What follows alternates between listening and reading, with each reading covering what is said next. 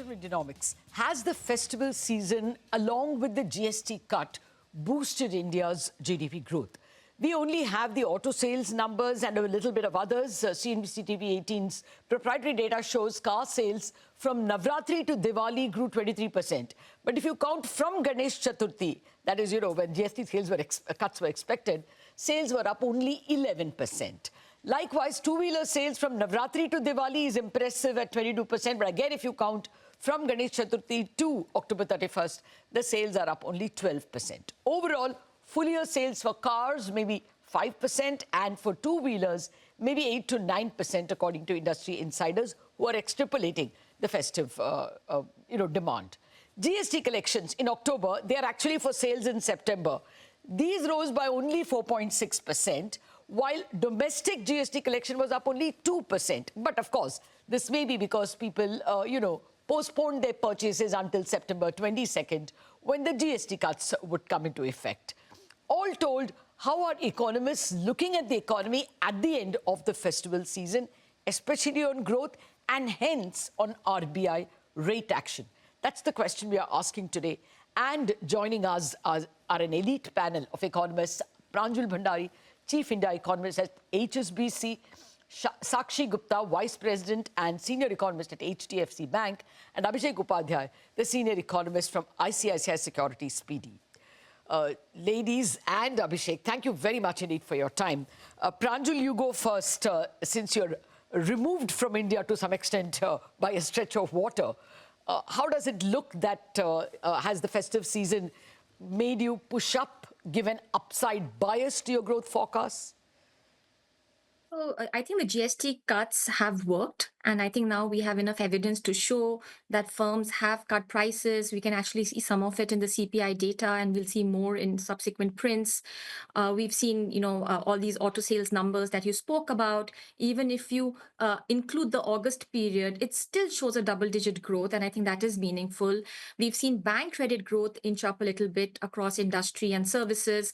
Interestingly, in the PMI that came out yesterday, we've seen that the increase in domestic new orders is faster than the fall in export orders. So on net, I think we've given a positive boost to the economy. So there's a lot of data, that is showing that things have worked well. Another data print has been the stock of purchases within PMI, which shows that over October, a lot of inputs were bought by corporates, which means that they will continue to produce in November. So some of this manufacturing could continue into November and hopefully into December as well. All of this makes us believe that the September GDP growth number could be between 7.2 and 7.4%, which I think is a good number. For the full year, our forecast was anyway on the higher side. It was 7%. So we don't think we'll be making any changes to our annual growth number. We will stick to 7. Also, because in the fourth quarter, March, a lot of these things could change.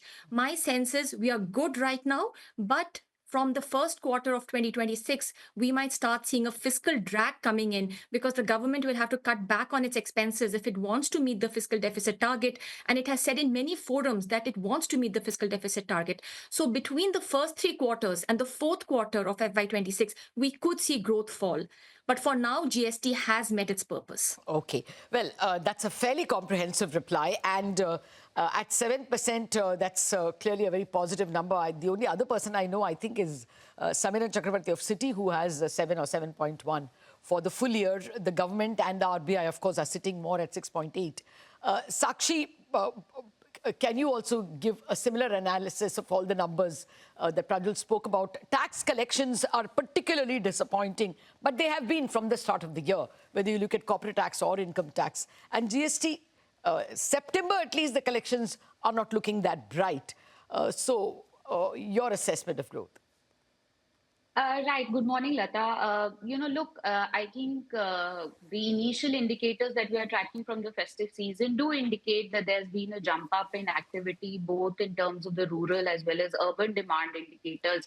A host of indicators that Pranjul mentioned or you mentioned do kind of signal that. My only concern at this stage is that, this was expected. It was expected that in September, there'll be some amount of delay in consumption by household, and there will be some amount of pent-up effect that will play out in this festive season, right? So from the perspective of whether I'm looking at, revising up my GDP growth forecast for this year, I think it's a bit too early. I think from my perspective, I would like to see how much of this demand that we have seen during the festive season actually, kind of sustains as we move on into the months of November, December, and then Q1 of 2026.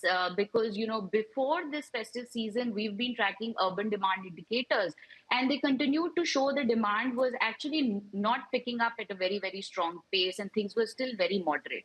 Secondly, I think we are still yet to see the impact of tariffs, and that's really the big uncertainty or question at this stage. As we move into, the fag end of the third quarter and going into Q4, a lot of the front loading or the festive season demand from the US is going to start fading off, right? So I think we are yet to see that headwind play out in the economy. So net, currently we are at a GDP growth forecast of 6.8%. I do see some amount of upside to this number, as I said, if demand kind of sustains beyond October, especially in the urban segment of the economy. Okay, so it's still wait and watch, and two headwinds you point out, trade deal as well as fiscal drag, which Pranjul pointed out. Abhishek, we met after the festive seasons and tried to do an initial number crunching. You said there is an upward bias to your number, but you're not changing it. Do you think there is a further confirmation of the upward bias, or the other way around? I think so, Latha. So clearly auto sales data is quite noisy, but the scale and the breadth of rise that we have seen there is difficult to brush away, particularly the signal to noise ratio for the entry-level car segment, where we have seen strong pickup in demand. This segment demand had been lackluster for quite some time. The signal could be higher. There could be higher signal value there. Also, other data, as we know, are still mixed. I mean, GST collections, you have indicated GST collections on domestic transactions, particularly 2% versus April-September period growth of close to 9%. Also, the import GST collections on import side has been quite strong over the last 2 months, close to 14%. Even in fact, FYTD basis collections on imports has been in the same ballpark and close to double the growth that we saw in the same period last year. So it is possible that some of the stimulus that we have seen in the form of income tax cut, in the form of GST cuts, could be leaking away in terms of higher imports. So that is one reason for caution. In the other big data, I think exports for September held up quite well, yes, despite contraction in exports to US.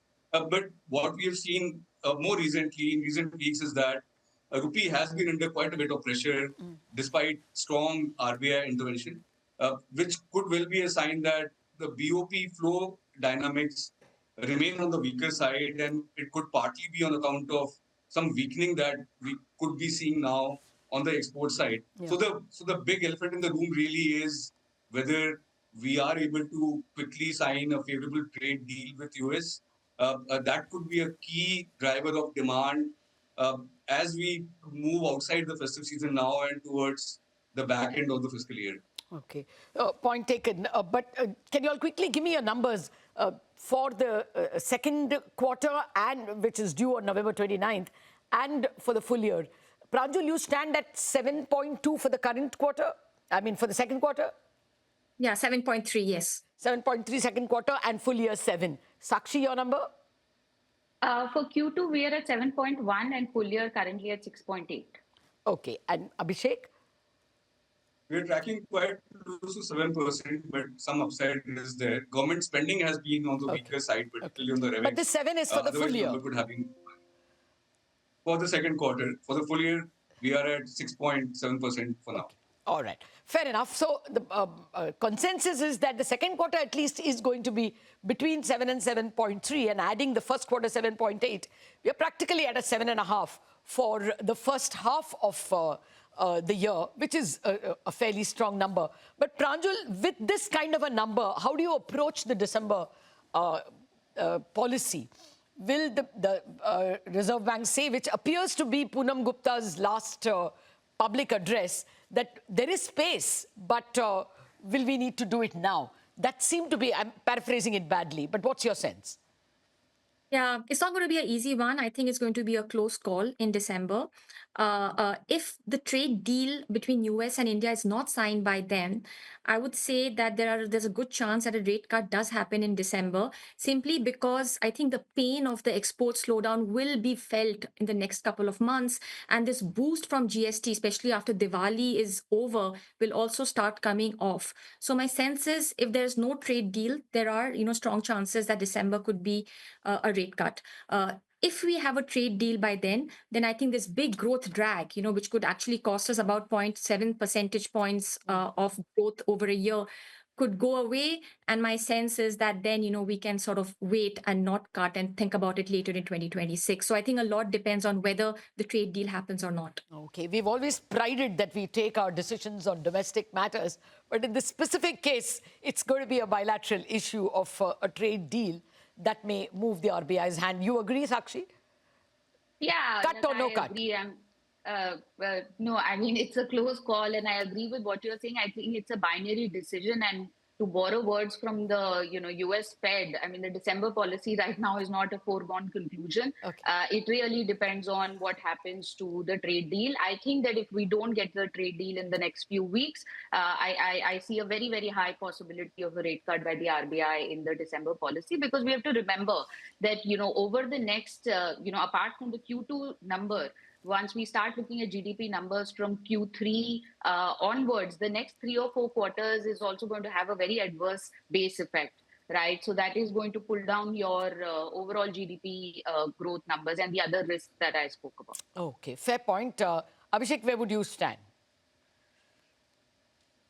For me, Latha, the bar for rate cut in December is quite low.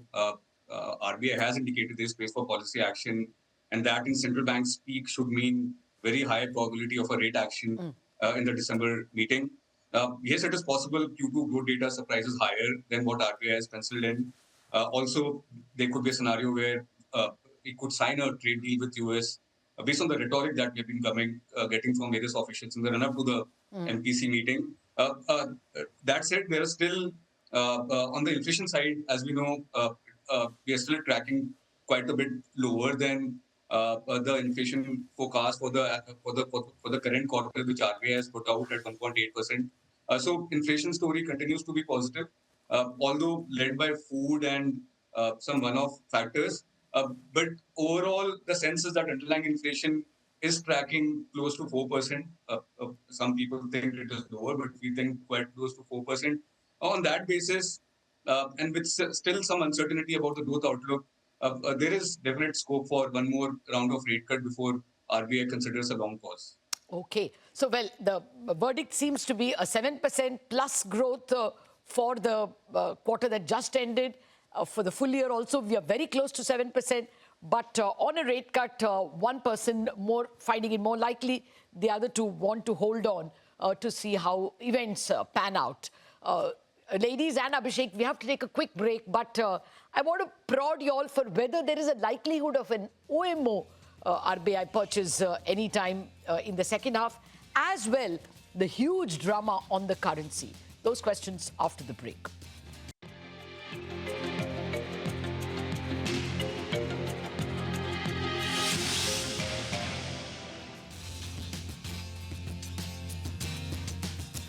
Welcome back to Indianomics. We are taking a rain check on the state of the economy after the festival sales data are in. Some of it is in.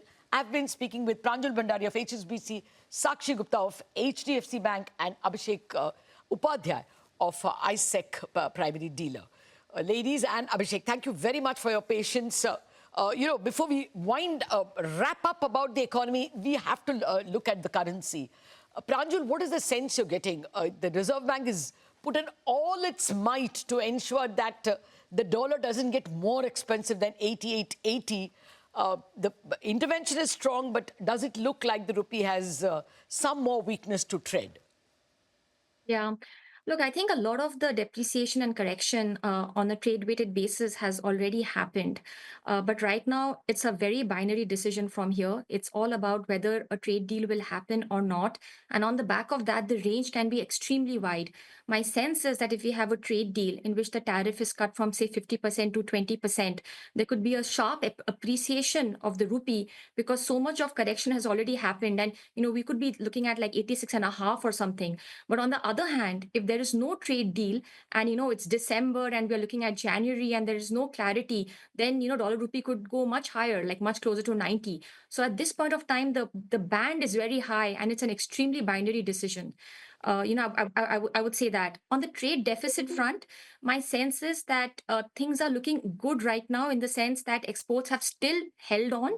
But come 2026, we could start seeing some softening of the exports because a lot of the exports are on all these exempted sectors and stocks globally are being piled up. So there might not be that much of exports demand globally for electronics and gems and jewelry and all of that next year. So my sense is that there could be pain if the trade deal has not been signed by then. Okay. What's your current account deficit for the current year itself? Is it still under 1%?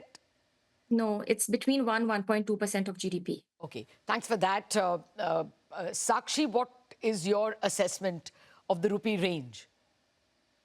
Well, Latha, I have a slightly different view on the rupee. I think that whether we get a trade deal or not, my 6-month, 12-month forecast on the rupee is that rupee is going to continue to depreciate. There are a couple of reasons for this. I mean, yes, in the near term, a positive, announcement around the trade deal could lead to some rally in the rupee. But I think that this would be an opportunity for the RBI to come in and build up its book again. They have been intervening very, very aggressively. And if you look at the size of their forward book as well, I mean, we have data, up till September, but that has gone up quite sharply. So I think this would be an opportunity, and therefore I don't see that a positive trade deal will lead to a significant, rally in the rupee, maybe a knee-jerk reaction. From a more longer term perspective, look, I come back to the fundamental on your export performance and your current account deficit. Plus, you add to that the fact that there's fair bit of concern now around oil prices, right? I mean, although they continue to remain below $70 per barrel, but at the end of the day, the sanctions on Russia also means that the discount or the benefit that we were getting from buying a lot of the Russian oil also starts kind of petering off, right? And third, I think that the market has been concerned about US growth. They've been talking about US central bank cutting rates, but there's a big question mark around that as well now. So I'm not so certain. So your range would be? So we are looking at about 88 to 89.50 for the rupee over the next 6 months. And then I think in FY27, I do see the possibility of the rupee be between 89.90. Okay, fair enough. I agree there are pressures, especially with the global economy, likely to slow down and beset by Chinese excess, in fact, Asian excess stocks. But Abhishek, let me move away from the rupee because I wanted to ask you if there is any scope for an OMO purchased by RBI, even if they say duck the rate cut.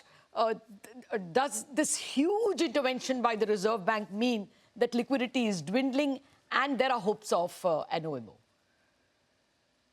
Well, that's so interestingly, despite the CRR cut tranches which have been coming into effect, what we have seen over last roughly 1 month is that core liquidity surplus, which was close to 5 lakh crores, 5 trillion, has come down to around 3.5 lakh crores.